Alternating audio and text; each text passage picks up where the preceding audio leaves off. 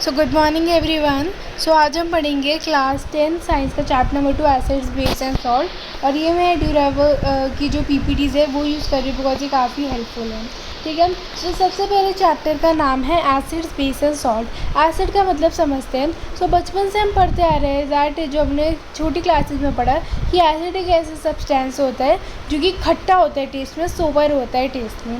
लेकिन अब आप एज बड़ी क्लास में आ चुके हो तो मैं आपको एक केमिकल डिफाइन करवाती हूँ दैट एसिड एक ऐसा केमिकल सब्सटेंस होता है कि जब वो वाटर में जाता है तो वो हाइड्रोजन आयंस को छोड़ता है, हाइड्रोजन आयन को फर्निश करता है।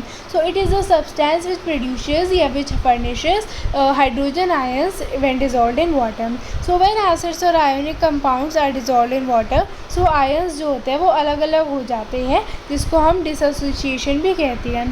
कई सारे एग्जाम्पल एसिड्स के जैसे हाइड्रोक्लोरिक एसिड और sulphuric acid, nitric acid, HCl, कई सारे हैं। प्रॉपर्टीज़ क्या है? सबसे पहले तो ये जो टर्म है एसिड, ये कहाँ से आया? एक लैटिन वर्ड एसिडस से आया जिसका मतलब होता है सोबर, मतलब खट्टा। उनका खट्टा होता है टेस्ट। और अगर हम लिटमस पेपर की बात करें तो ये हमारे ब्लू लिटमस को रेड बना देती है एंड एक्वस सोल्यूशन में हाइड्रोजन आयंस को प्रोड्यूस करती है, मैंने आपको बता दिया। नाउ एसिड्स हमारे 6 तरह के होते हैं: strong acid, weak acids, mineral acids, organic acids and concentrated acids and dilute acids. Strong acids वो एसिड्स होते हैं जब वो एक्वस सोल्यूशन में जाते हैं या वाटर में जाता है तो कम्प्लीटली डिसोसिएट हो जाते हैं। फॉर एग्जांपल हाइड्रोक्लोरिक एसिड या सल्फ्यूरिक एसिड। और वीक एसिड जो कम्प्लीटली डिसोसिएट नहीं होते। फॉर एग्जांपल अगर हम बात करें तो ऑक्सैलिक एसिड या लैक्टिक एसिड। कॉन्सेंट्रेटेड एसिड वो एसिड होते हैं या मतलब वो सोल्यूशन होता है जिसमें जो कॉन्सेंट्रेशन है एसिड की वो ज़्यादा रहती है एज़ कम्पेयर टू वाटर। ठीक है, इसके एग्जांपल देख लो। और डाइल्यूट एसिड वो एसिड होते हैं जिसमें जो एसिड्स की कॉन्सेंट्रेशन होती है वो कम रहती है एज़ कम्पेयर टू वाटर। ठीक है। मिनरल और ऑर्गेनिक एसिड भी होते हैं। मिनरल एसिड वो एसिड्स होते हैं जो कि हमारे मैन मेड होते हैं, जो लैबोरेटरीज़ में बनाए जाते हैं। एंड ऑर्गेनिक जो हमें प्लांट्स और एनिमल्स से मिलता है जो कि नेचुरल होते हैं। फिर बेस एक ऐसा सब्सटेंस होता है जो वाटर में जाके हाइड्रोक्साइड आयंस मतलब OH माइनस आयंस को फर्निश करता है। एंड जब हमारे बेस या आयोनिक कंपाउंड्स वाटर में डिजॉल्व होता है सो आयंस हमारे इधर भी अलग अलग उसमें स्प्लिट हो जाते हैं। For example sodium hydroxide, calcium hydroxide, potassium hydroxide, magnesium hydroxide, कई सारे इसके एग्जाम्पल हैं। इसमें क्या आ जाता है दैट इनका बिटर टेस्ट होता है, खट्टा टेस्ट होता है। और अगर आप इसे टच करोगे ना तो स्लिपरी होता है, टच करने में सोपी होते हैं। ठीक है। और ये हमारे रेड लिटमस को ब्लू में चेंज कर देते हैं। याद रखो, B for base, B for blue. ठीक है। एंड जब एक्वस सोल्यूशन में जाते हैं तो हाइड्रोक्साइड आयंस रिलीज़ करते हैं। नाउ आपको 3 तरह के इधर बेस दे रखे हैं। स्ट्रॉन्ग बेस जो कि कम्प्लीटली डिसोसिएट हो जाते हैं वाटर में जाके। ठीक है। फॉर एग्जांपल हमारे इसमें sodium hydroxide. And weak base जो कम्प्लीटली डिसोसिएट नहीं होते जैसे कि एमोनियम हाइड्रोक्साइड। फिर एल्कलीज, ये वो बेसिस होते हैं जो वाटर में जाके डिज़ोल्व हो जाते हैं। For example sodium hydroxide. ये आपको ध्यान रखना है दैट जितनी भी बेसिस होते हैं, दैट जितनी भी एल्कलीज होती है वो बेसिस होते हैं, लेकिन सारे बेसिस एल्कलीज नहीं होते हैं, सारे बेसिस वाटर में डिज़ोल्व नहीं होते हैं। ठीक है। So acids base and salt की बात करें सो अब हम आते हैं मेन टॉपिक पे, क्योंकि मैंने आपको इंट्रोडक्शन बता दिया। सो ये हमारे डेली लाइफ में यूज़ किए जाते हैं। हमारे फूड में खट्टा टेस्ट होता है, सोबर टेस्ट होता है, बिटर टेस्ट होता है। वो क्यों होता है? एसिड्स के वजह से एंड बेसिस के वजह से। यहाँ हमारे इंडिकेटर्स भी होते हैं। इंडिकेटर ऐसे सब्सटेंसेस होते हैं जिससे हमें पता चलता है कि एक पर्टिकुलर सब्सटेंस एसिडिक है या बेसिक है, क्योंकि हर चीज़ को ना हम टेस्ट करने से पता नहीं लगा सकते। ठीक है। सो इसलिए हम इंडिकेटर्स को यूज़ करते हैं। अब हमारे जो इंडिकेटर्स होते हैं वो 3 तरह के होते हैं: नेचुरल इंडिकेटर्स, सिंथेटिक इंडिकेटर्स और ओल्फैक्टरी इंडिकेटर्स। नेचुरल इंडिकेटर्स वो इंडिकेटर्स होते हैं जो कि हमारे नेचर से डिराइव होते हैं, जैसे रेड कैबेज जूस, टर्मरिक हो गया, रेड लिटमस पेपर हो गया, ठीक है। उसके बाद ओल्फैक्टरी होते हैं जो फॉर एग्ज़ाम्पल अगर हम उसकी बात करें, अनियन की बात करें, ठीक है, वो एसिड अगर वो एसिड में होंगे ना तो वो अपनी स्मेल को क्या कर देंगे, गेन कर लेंगे, स्मेल आएगी, वेराज बेस में वो अपनी स्मेल को कम्प्लीटली लूज़ कर देंगे।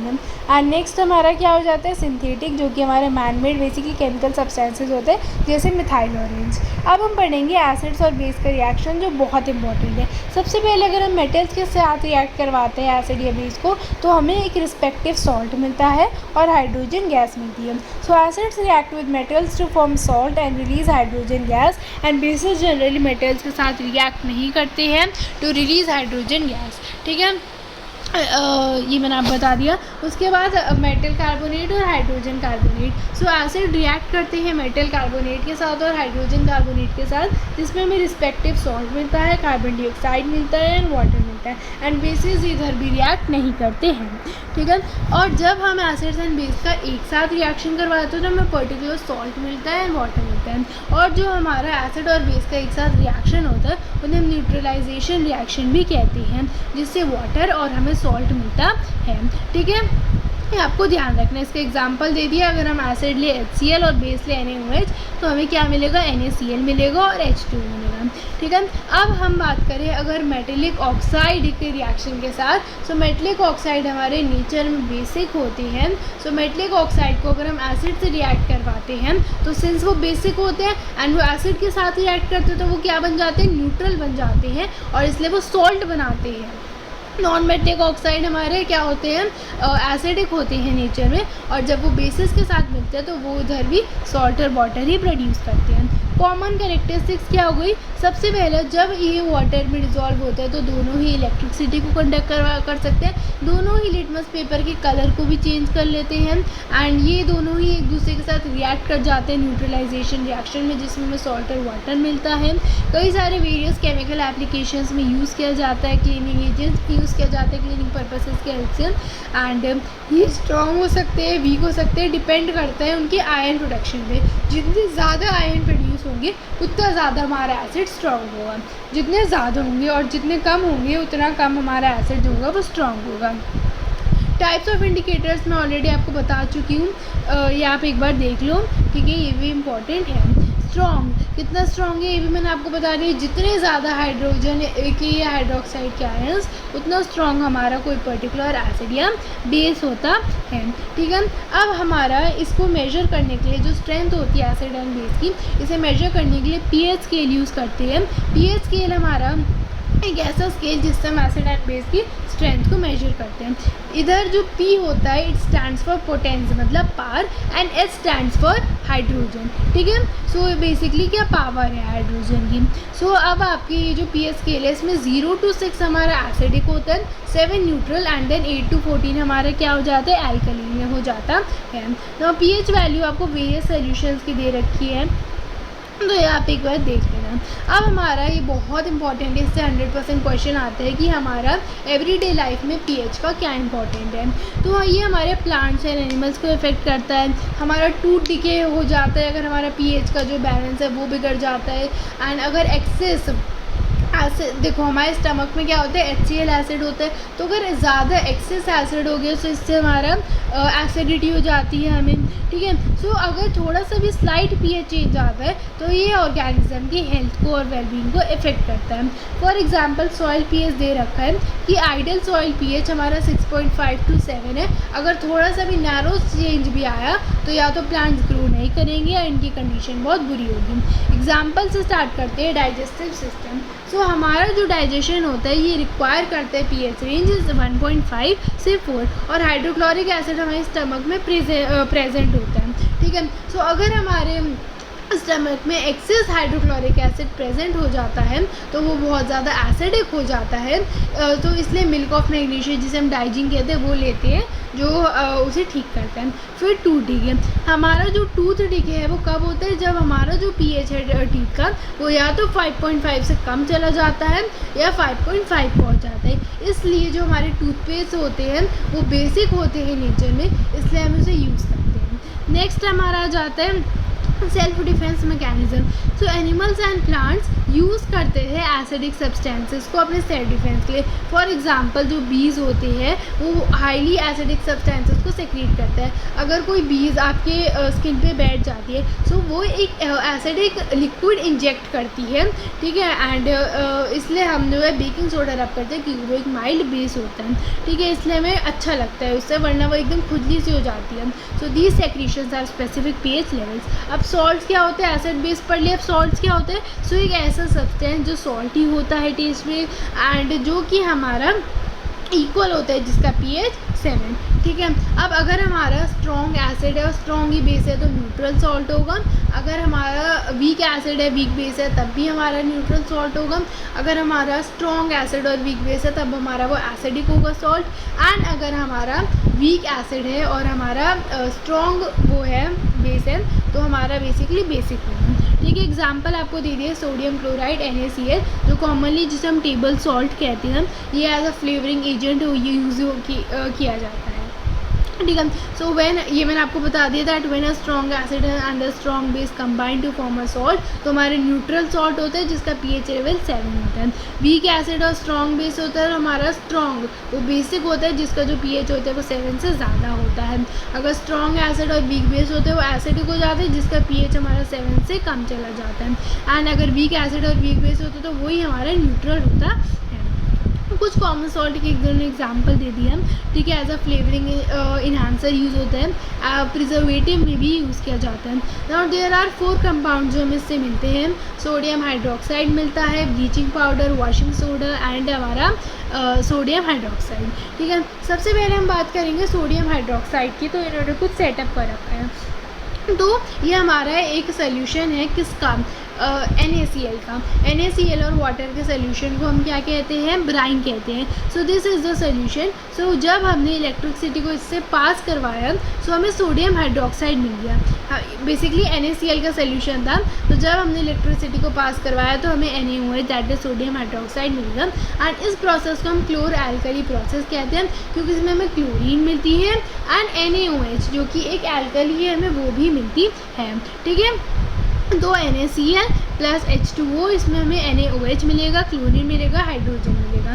हमारी एनोड पे हमारी क्लोरीन गैस होती है एंड हमारी कैथोड पे हाइड्रोजन गैस होती है एंड नियर द कैथोड हमारा NaOH सोल्यूशन फॉर्म होता है, ठीक है। सो हमारा जो क्लोरीन गैस होता है वो PVCs में, CFCs में यूज़ होता है, वाटर ट्रीटमेंट में यूज़ होता है। हाइड्रोजन हमारा फ्यूल्स में यूज़ किया जाता है, वेयरएज NaOH का सोल्यूशन हमारा पेपर मेकिंग में और सोप्स में यूज़ किया जाता है। तो वही चीज़ है जो मैंने आपको पढ़ाई इधर।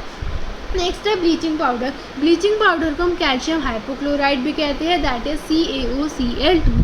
तो जब हम स्लेक्ड लाइम का रिएक्शन CaOH2 का रिएक्शन Cl2 के साथ करवाते हैं तो हमें CaOCl2 मिलता है अलॉन्ग विद वाटर। ये हमारे टेक्सटाइल इंडस्ट्रीज़ में यूज़ होता है, कई सारी केमिकल इंडस्ट्रीज़ में एज ऑक्सीडाइजिंग एजेंट यूज़ होता है, ठीक है। तो कई सारे इसके हमारे काम हैं।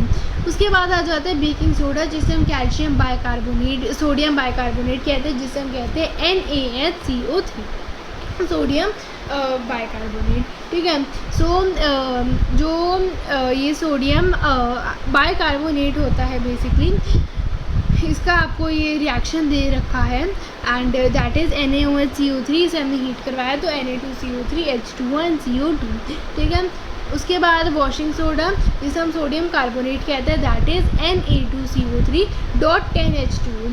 ये हाइड्रेट्स हैं, हाइड्रेटेड फॉर्म में, मतलब ये इसमें जो ये वाटर है ना मॉलिक्यूल्स, ये 10H2 है, तो ये हमारे आयोनिक कंपाउंड कंटेन कर रहे हैं वाटर के, तो इसे हम हाइड्रेट्स कहते हैं। सो वॉशिंग सोडा कैसे डिराइव होता है, सोडियम क्लोराइड से by heating baking soda and which then undergoes recrystallization. So Na2CO3 था प्लस H2O था, तो हमें Na2CO3.10H2O हमें मिल गया, ठीक है। एंड उसके बाद जो हमारे इसके यूजेस है वो दे रखे हैं, ग्लास और सोप मेकिंग फैक्ट्रीज़ में यूज़ होता है, एज अ डिसइंफेक्टिंग एजेंट भी यूज़ होता है एंड प्रोडक्शन ऑफ बोरेक्स भी यूज़ किया जाता है, वाटर की हार्डनेस को रिड्यूस करने के लिए यूज़ किया जाता है।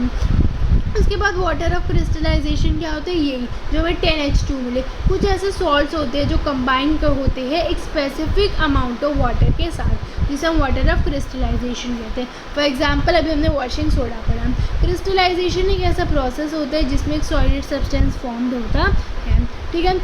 अब इसके एग्जांपल आपको दे दिए मैंने, ये बोल दिए। उसके बाद अब प्लास्टर ऑफ पेरिस, सो ये एक ऐसा वाइट पाउडर होता है जो कि कंटेन करता है हाइड्रेटेड कैल्शियम सल्फेट, मतलब CaSO4 एंड डॉट 2H2O, ठीक है। सो बेसिकली जिप्सम से डिराइव होता है। जिप्सम हमारा क्या होता है, CaSO4 डॉट हाफ H2O, लेकिन जब हम उसे वाटर के साथ रिएक्ट करवाते हैं तो हमें CaSO4 डॉट 2H2O मिल जाता है। So when gypsum is heated at 100 degree Celsius it undergoes a reaction, जिसमें हमें ये मिलता है plaster of Paris is formed as a result of this reaction, ठीक है।